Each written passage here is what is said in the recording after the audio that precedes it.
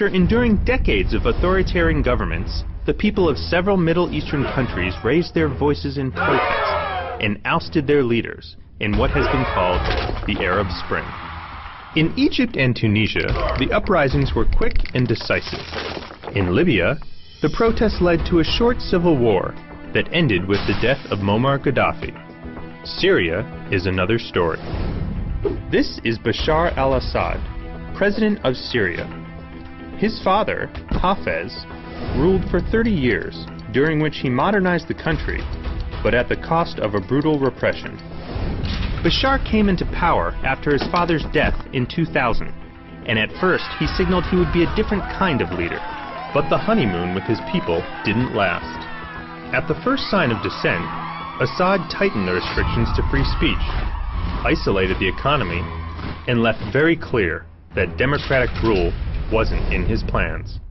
12 years of repression had to pass before thousands of people, following the example of Egyptians and Tunisians, took to the streets to demand reforms. At first, Assad's stance was conciliatory, but the repression continued, which in turn multiplied protests around the country. The army answered by opening fire against the demonstrators. Hundreds died, and thousands more were arrested. Any chance of a peaceful resolution died with the demonstrators. Small groups of armed rebels started to appear almost immediately. Since then, government and rebels are mired in a war that claimed the lives of more than 60,000 Syrians in the first 18 months of conflict.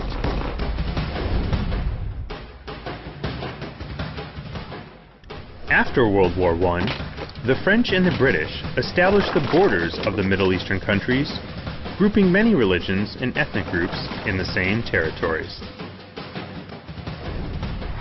One of them, the Muslim sect of the Alawites, has been in command of Syria since the 70s, despite representing only 12% of the population. Under the ideology of keeping the country out of the hands of extremists, the Assads heavily favored their sect and crushed those who challenged them.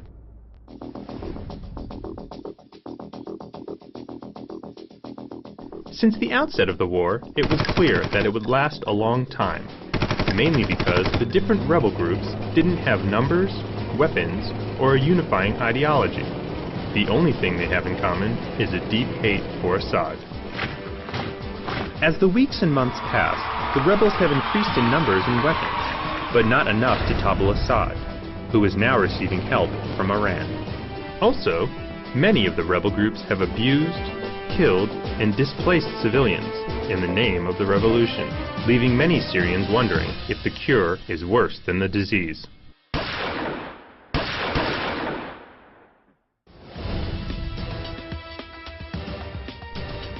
Mainly because Russia and China have blocked any kind of international effort against Assad.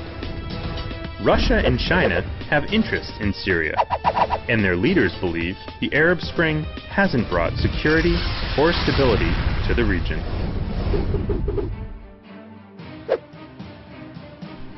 The U.S. hasn't intervened openly because it hasn't found a group who's aligned with its ideology, and is wary that an intervention could give strength to radical groups. The experts believe that Assad will fall eventually. The question is, how long it will take. Although the main rebel groups have joined an alliance, it could crumble once Assad is ousted. The struggle for power could lead to a new civil war, and even to a fragmentation of the country. The conflict could also extend to countries such as Turkey, Lebanon, and Iraq, threatening the fragile stability of the Middle East. No matter the outcome, whoever assumes power in Syria will inherit a country in ruins, with an economy in shambles, a deeply divided population, and the challenge to fulfill the promises of the Arab Spring.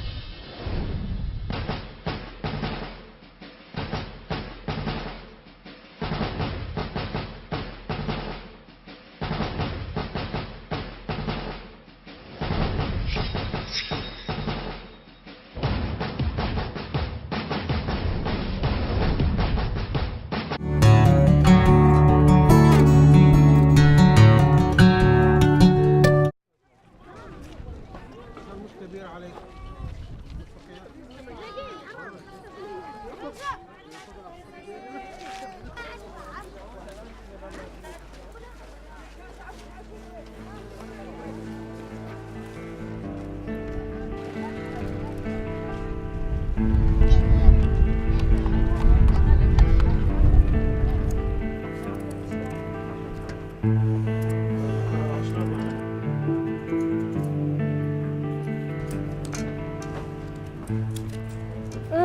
كثير صعوبات هون.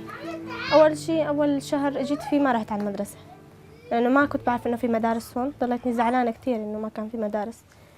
ثاني شيء ما كان إلي رفقات هون، ما كان إلي ولا رفيق، يعني ما كنت أطلع لبرا. طرح على وزن فعل. تفضلي. ممتازة.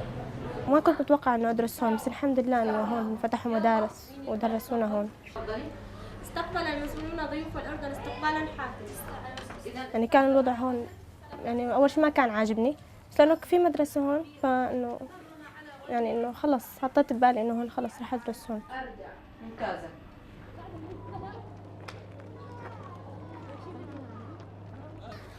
رنا عمرها 17 من جيلي، وإسراء أصغر مني بسنة 16، وبس هذول تنتين رفقاتي اللي تعرفت عليهم هون بالمخيم. نحن هون بنضل يعني نكتب وظائفنا سوا، أحيانا بنروح الملاهي سوا، بس بنروح المدرسة سوا.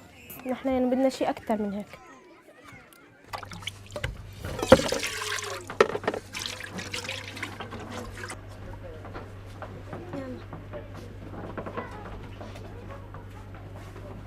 يعني دائما كل يوم نفس اليوم، ما في شيء بيتغير.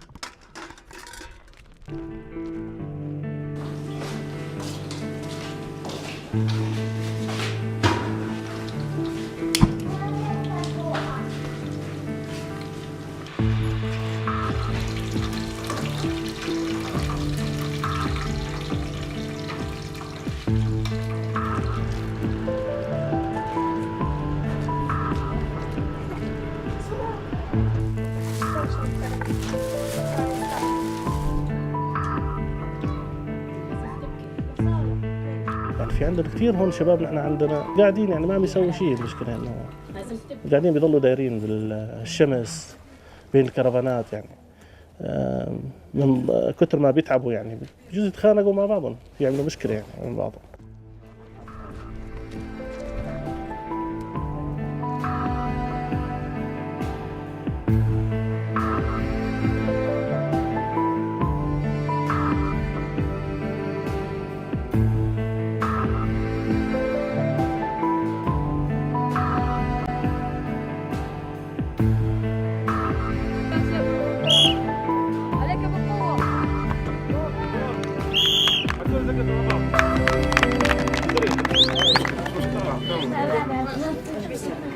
أنا بسوريا أكثر شيء بفتقد له هو رفقاتي، أكثر شيء، وبيتي والشوارع والسوق وكل شيء يعني، وعماتي وأهلي وخالاتي كله.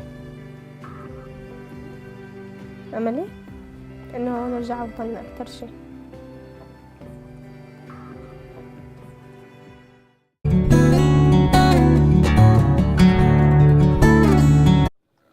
The women of Syria weep for lost sons. But now they weep for themselves and their daughters too.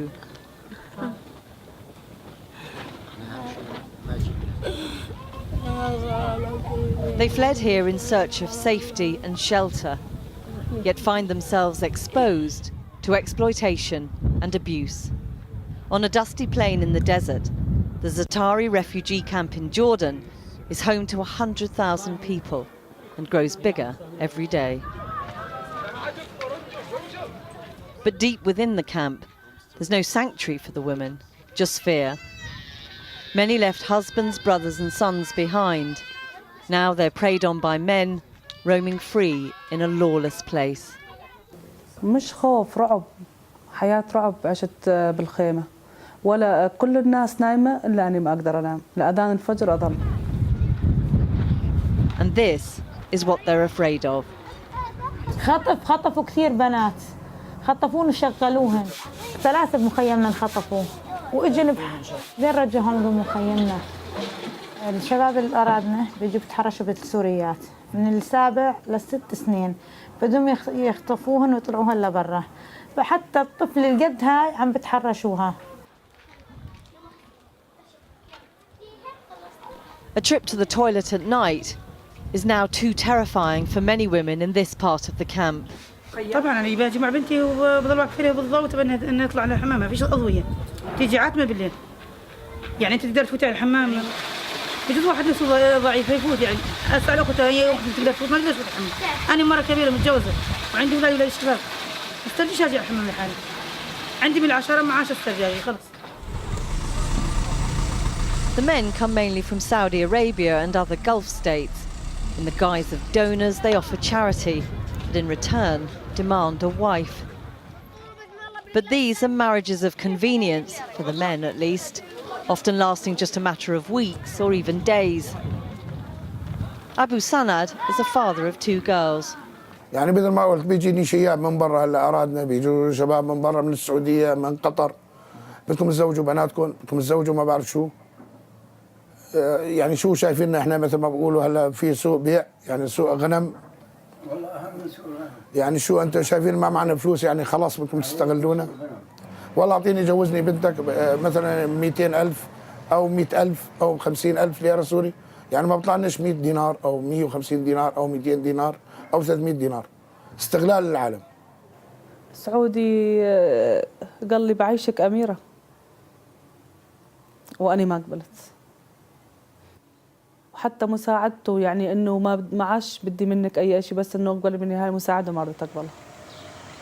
Lama, a divorced woman with children, says she was forced to flee Zatari after relentless pressure to marry.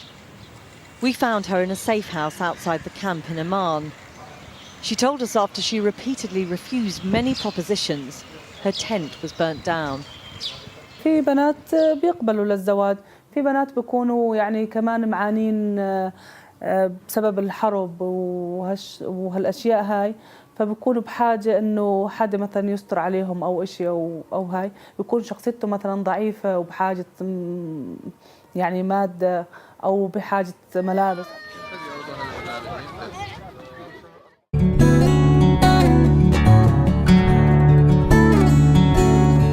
We left maybe 10 minutes ago, and we've been going along the Turkish coast to an unknown destination where we'll probably be picking up dozens of migrants.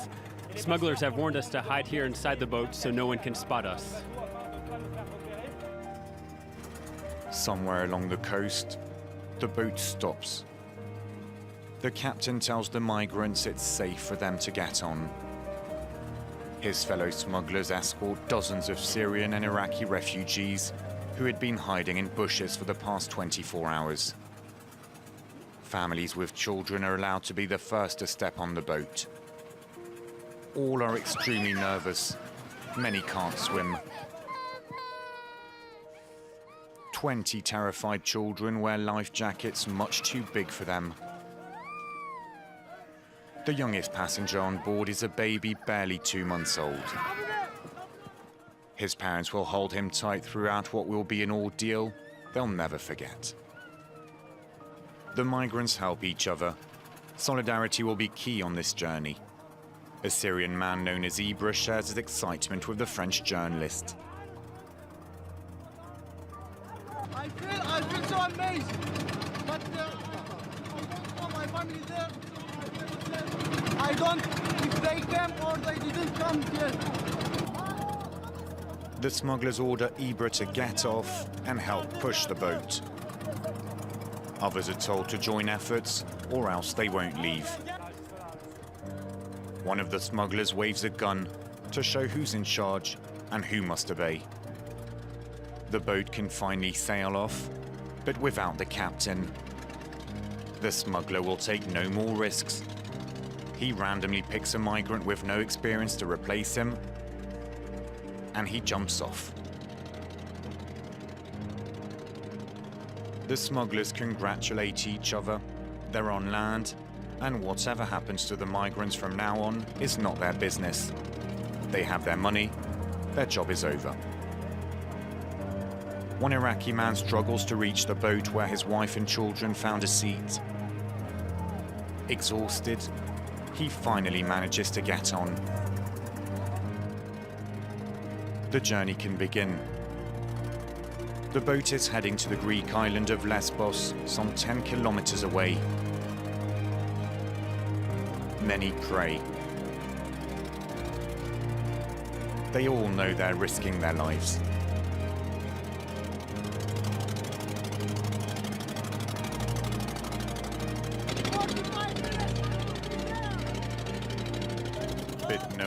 board feels safe. I've told the captain to not go too fast. It's better to go slowly if it means arriving safely there. The sea is beautiful, but the boat's engine doesn't work well. 60 people are crammed onto this old wooden boat.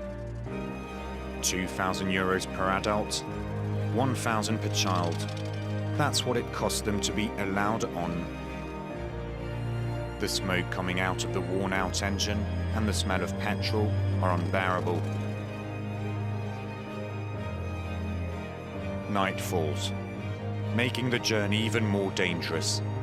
With no lights, the boat will have to navigate in the Aegean Sea, hoping to avoid cargo ships that could crush them anytime. Suddenly, the engine stops working. After a short prayer, the migrants look at each other in despair. The engine has stopped. We're about 2 or 3 kilometers away from the Turkish coast. There's practically no light apart from the one on our camera, and there are no boats in sight. For the time being, we're stuck here. The migrants have plunged into darkness with the only light coming from a few mobile phones. They blow the whistles on their life jackets in a desperate attempt to be noticed and saved.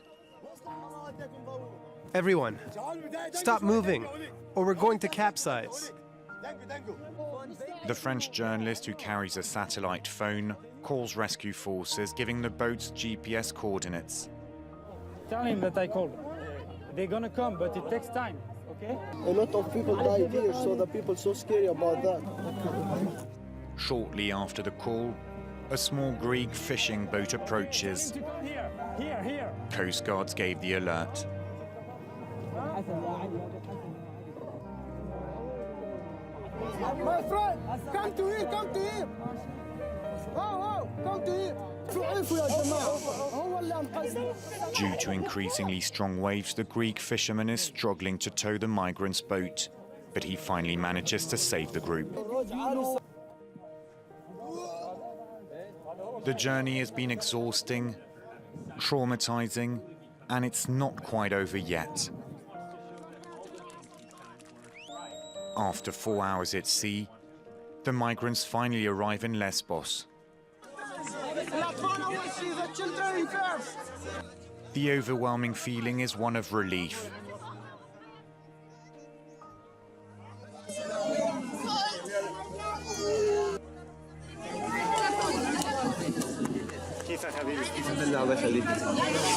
The sea is scary.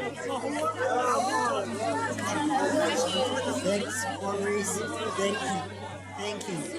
Ibra reunites with his family, who are on the other side of the boat. Still a long way to go, right? We still have a lot of so long drive to go to the Germany. But we do the hard to go to there, work hard to go to there. Their perilous journey at sea is now over, but more difficulties lie ahead. The following day, it will be time to head towards Athens, before travelling to Northern Europe by any possible means. Having fled their war-torn countries, they are now looking for a new place they can call home. Every day at the moment, 6 people don't make it. Almost 3,000 have drowned this year. But the total arrival figures are just astounding. Now some 500,000 and more, as we know, are coming.